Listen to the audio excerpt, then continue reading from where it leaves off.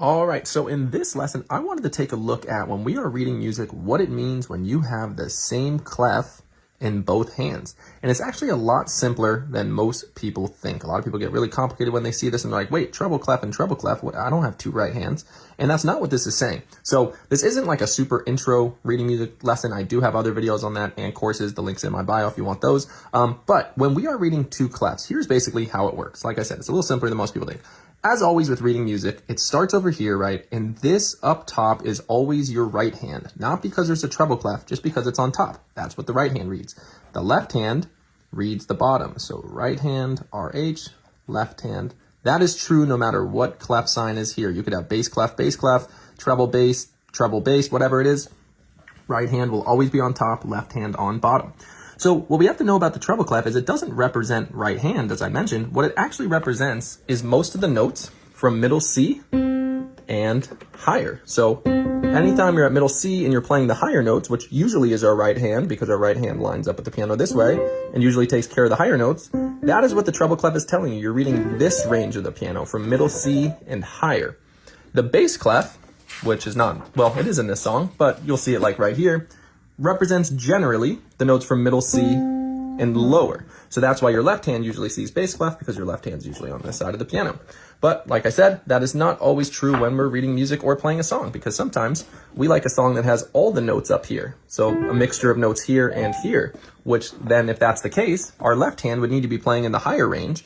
And when our left hand does, it's much easier for it to read treble clef notes, because as we would see, right, like I have to play G and E and G, and that G and E and G, here's middle C, is here and here. So that's what my left hand's playing, and then immediately after, it's even going higher, doing A, E and A, and then G, E and G, and then a little melody here. So right, it's doing this, and then back.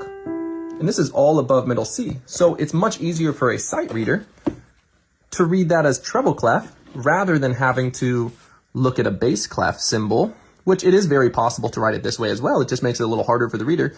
And that same G and E above middle C in the bass clef, right, would be 3 ledger lines up for the G and 2 ledger lines up for the E.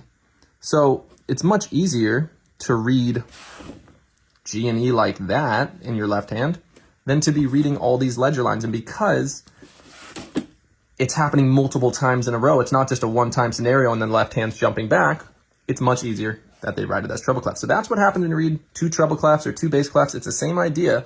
You're just following the treble clefs rules for what notes the lines and spaces are. And the reason they do this is, like I said, it's easier to read than putting in the bass clef, and it generally happens when both hands are going to be playing around middle C or both higher than middle C. And you'll actually see in this song, or this piece of music, whatever we want to call it, right, as it goes, it actually switches back to bass clef right there. So you always have to look out for those little symbols, because when the start of a song, they'll write it big at the beginning of each line, but when they put them in the middle of a measure to tell you, hey, now right here, you're actually going back to reading bass clef. So now you're reading E. So this E right here and this E right here that we read in the treble clef earlier are actually the exact same note, the E right above middle C. That's just where we read it for treble clef. But now it switches back into bass clef, because now more of the notes are starting to head back more in this bass clef range here and go all the way down there. And that was whatever we have here, right? So we got E, A sharp. Once again, don't worry about the notes so much, but look, it takes us in this bass clef range more, so we wouldn't want to write that in treble clef. So clefs can switch, they can start differently, and then you'll see if you keep going, the left hand switches back. Now it's back to reading that same little melody in the higher range. So once again, rather than having to read a bunch of ledger line notes, because it's many measures in a row, like a few measures in a row, they will always, if it's a good music editor, will write it as treble clef, because it's just easier to read.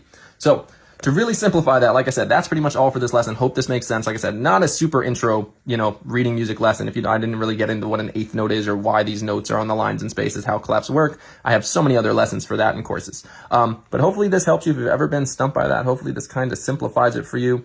And like I said, the simplest way to think about it just means, 2 treble clefs. Both my hands are generally going to be playing from middle C, and technically it goes a little bit further down, but generally from this range and up. There's going to be a more portion of music here. If I ever have to read 2 bass clefs, then generally both hands are going to be in the lower range. And we'll see this more frequently than you think. So it's just to make actually sight reading a little bit easier. I hope you enjoyed this lesson. Hope you enjoyed this music theory tutorial. If you have any questions about music theory, reading music, playing songs, whatever you want, always drop a comment or just message me and I'll be happy to help you. Be sure to like, subscribe, and follow all of our social media channels, Digital Piano School, on Facebook, YouTube, and TikTok.